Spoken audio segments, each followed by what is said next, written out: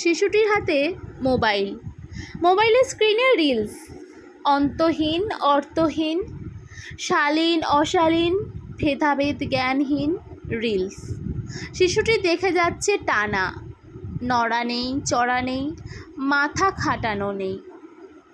আগে শিশুরা cartoon show দেখত মিনিট 20, অতক্ষণ মনোযোগ ধরে রাখার ব্যাপারও নেই।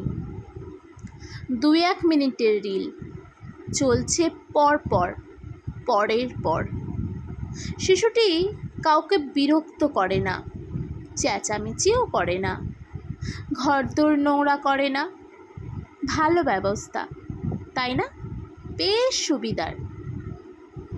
আর তার মনের ভিতর, তার অপরিণত নিষ্পাপ কাদার তালের মতন যে কোনো ছাঁচে পড়ে তার রূপ ধারণ করার মতন নরম মনটার ভিতর কি ঢুকছে পরপর, পরের পর?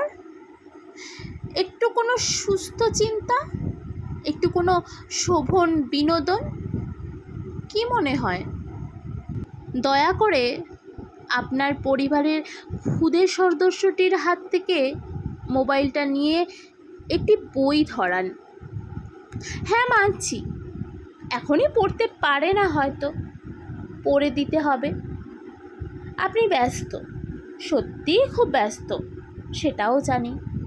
আচ্ছা, না হয় ছবি দেখুকখানি, যখন সময় হবে পড়ে দেবেনক্ষণ।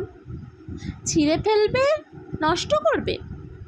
এদিকে যে মনের সুকুমার কোমল বৃত্তি নষ্ট হয়ে যাচ্ছে, তার কি হবে? আচ্ছা বেশ, বই না হয় নাই দিলেন, সাদা কাগজ আর রং পেন্সিল দিন, হিজিবিজি কাটুক। ঘর নোংরা হবে? বিশ্বাস করুন, ওর মনে যে নোংরা ঢুকছে তার থেকে বেশি হবে না। আর না হলে ব্লকস দিন, কাঠের বা প্লাস্টিকের, মডেলিং ক্লে। তাও না পেলে সাবেক খেলনা বাটি, গাড়ি, পুতুল। কিছু তো করুক হাত দিয়ে, মাথা দিয়ে, মন দিয়ে। অন্যের বানানো কিছু উদ্ভট কিম্ভূত কার্যকলাপের রেকর্ডিং দেখে মগজ ধোলাই না হয়ে নিজের মনে খামখেয়ালিপনাই করুক না হয়। আপনার শিশুকে আপনি কিভাবে বড় করবেন সেই বিষয়ে আমি সামাজিক মাধ্যমে উটকো লোক গায়ে পড়ে জ্ঞান দিচ্ছি। আপনার বিরক্তির উদ্রেক হতেই পারে, মানছি। আসলে 4 বছরের কন্যা আয়নার সামনে নানান অঙ্গভঙ্গি সহকারে বলছে, মা আমাকে সেক্সি লাগছে না?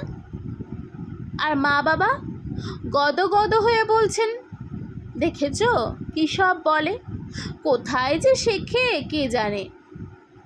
সদ্য দেখা এই দৃশ্য আমাকে খুব ভয় পাইয়ে দিয়েছে, জানেন। এখনও সাবধান না হলে খুব বড় ক্ষতি হয়ে যাবে ওদের, আমাদের।